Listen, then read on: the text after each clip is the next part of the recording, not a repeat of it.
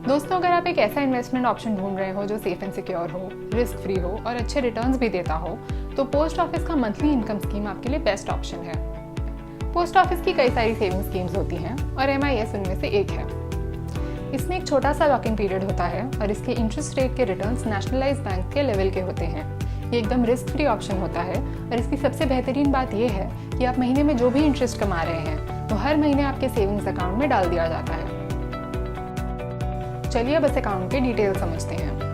कोई भी भारतीय नागरिक जो 18 साल के ऊपर हो ये अकाउंट खोल सकता है और ये स्कीम NRIs के लिए नहीं है। 10 साल के ऊपर के माइनर्स का अकाउंट भी उनके माता पिता द्वारा खोला जा सकता है। 2 से 3 लोग इसे मिलकर जॉइंट अकाउंट के रूप में भी खोल सकते हैं।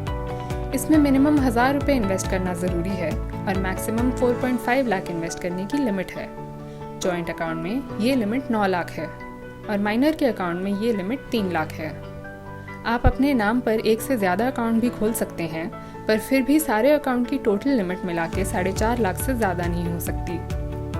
इस अकाउंट में नॉमिनेशन फैसिलिटी भी अवेलेबल है और आप कोई बेनिफिशियरी भी ऐड कर सकते हैं। साथ ही ये अकाउंट एक पोस्ट ऑफिस से दूसरे पोस्ट ऑफिस में भी ट्रांसफ़र कर सकते हैं। चलिए अब स्कीम के बेनिफिट्स पर आते हैं। Regular income. आप जितना भी अमाउंट इन्वेस्ट कर रहे हैं उस पर आज की तारीख में 6.6% पर एनम के रेट पर आप हर महीने फिक्स्ड इंटरेस्ट कमाते हैं। ये इंटरेस्ट का अमाउंट हर महीने आपके पोस्ट ऑफिस के सेविंग्स अकाउंट में जमा कर दिया जाता है। इंटरेस्ट रेट हर क्वार्टर में रिवाइज होता है और ये नेशनलाइज्ड बैंक की टक्कर का होता है। ये फिक्स्ड डिपॉजिट जैसे ऑप्शन से भी ज़्यादा होता है।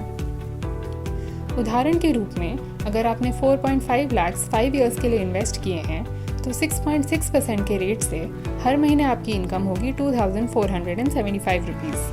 5 ईयर्स यानी कि 60 मंथ्स में कुल मिलाकर आपकी इंटरेस्ट की कमाई हो जाएगी 1,48,500 रुपीज़। प्रोटेक्शन। ये एक गवर्नमेंट बैक्ड स्कीम है तो आपका पैसा मैच्योरिटी की डेट तक सेफ रहता है और इस पर गारंटीड रिटर्न्स मिलते रहते हैं। Low risk. आपका इन्वेस्टमेंट मार्केट रिस्क पर निर्भर नहीं रहता और इस पर आपको गारंटीड रिटर्न्स मिलते रहते हैं। ये इक्विटी शेयर्स और बाकी के फिक्स्ड इनकम ऑप्शन से ज़्यादा सेफ होता है। अफोर्डेबल।